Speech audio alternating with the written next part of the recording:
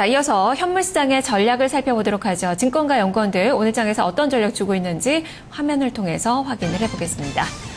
자, 먼저 토러스투자증권 김종수 연구원입니다. 모멘텀 부재로 수급 변동성 부담이 상존하고 있다라는 의견을 주고 있습니다.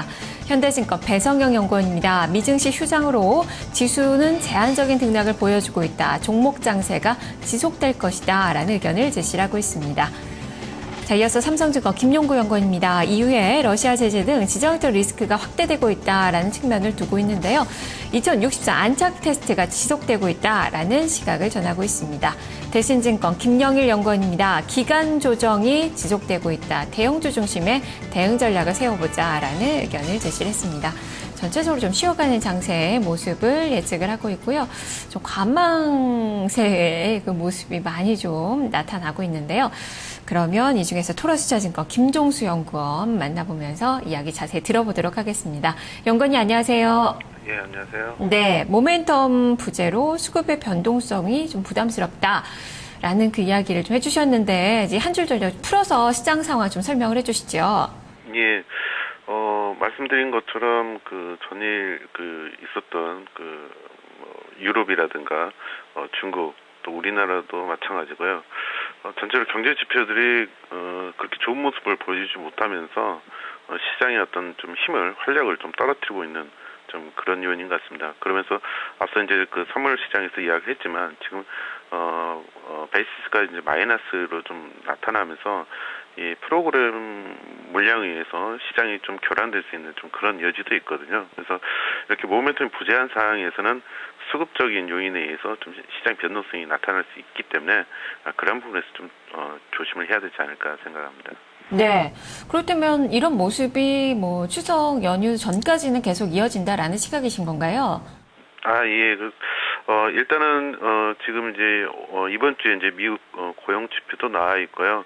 미국의 주요 지표들이 있습니다. 그래서 일단은 미국 지표에 따라서 시장의 또 방향성도 일단은 단기적으로 설정은 될 수 있을 것 같습니다. 근데 이제 전체적으로 큰 맥락에서 봤을 때 아무래도 이제 미국의 어떤 방향성을 보여준다 하더라도 우리는 또 추석 연휴에 또 기간도 남아 있고 해서요. 전반적으로 시장을 좀 강하게 보기보다는 그동안 이제 어떤 시장에서 드러나지 않았던 어떤 잠재적인 리스크를 좀 주의하는 좀 그런 전략을 좀 가져가야 되지 않을까 생각을 하고 있습니다. 그렇다면 구체적으로 좀 전략을 좀 들어보죠. 매매하기는 좀 쉽지가 않은 그 상황인데 그럼 좀 그냥 지켜봐야 되는 건지 그래도 대안이 될 만한 그 종목군이 있는지 좀 구체적인 투자 전략 살펴주시죠. 예. 일단은 이제 방금 말씀드린 것처럼 어제 이제 유로나 중국의 제조업 지표들은 약간 좀 둔화되는 좀 그런 모습을 보여줬고요.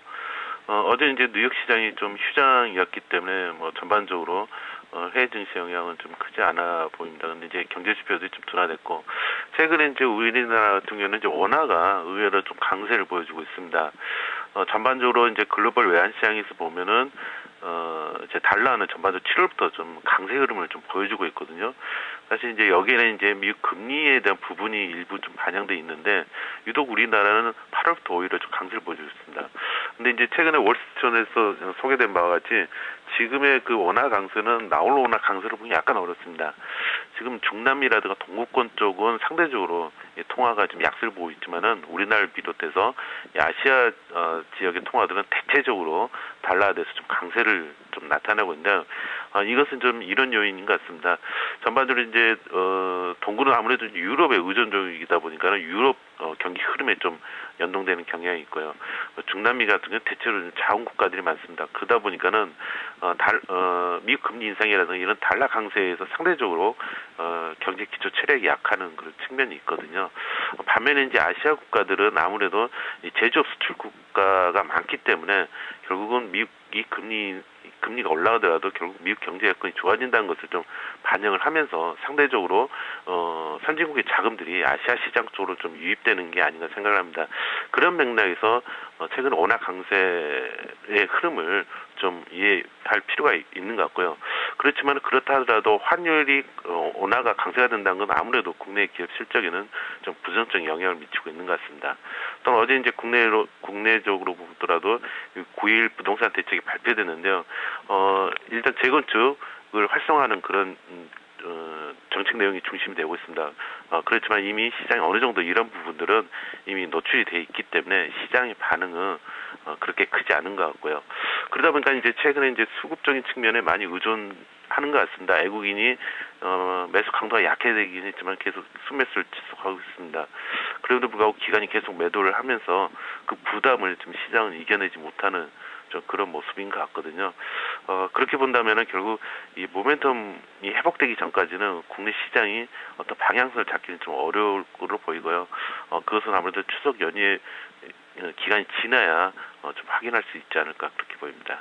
네, 알겠습니다. 말씀 잘 들었습니다. 네, 감사합니다. 네, 이번 주 내내 좀 비슷한 장의 모습을 예측을 하고 있네요. 김종수 연구원과 함께 살펴봤습니다.